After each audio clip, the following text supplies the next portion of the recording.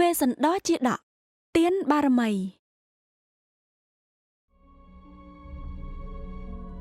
ការសម្រេចព្រះតីដោយមិនងាករេរបស់ព្រះវេស្សន្តរ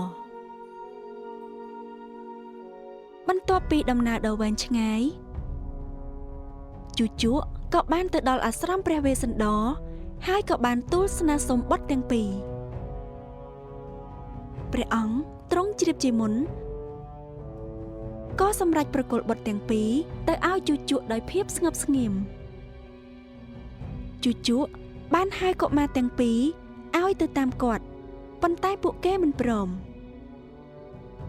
ដោយក្តីខឹងក្រោធជូជកក៏វាយចងពួកគេនឹងខ្សែវល្លិ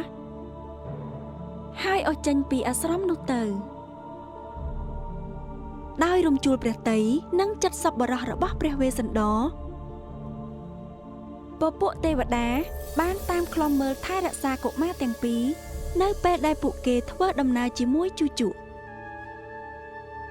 ដោយចង់យល់ច្បាស់អំពីរឿងរ៉ាវនេះព្រះឥន្ទក៏សម្រេចព្រះតីល្បងព្រះវេស្សន្តរ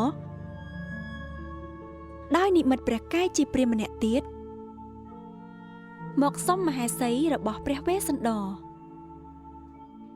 មិនខុសពីសពដងព្រះវេស្សន្តរពុំបានបដិសេធឡើយ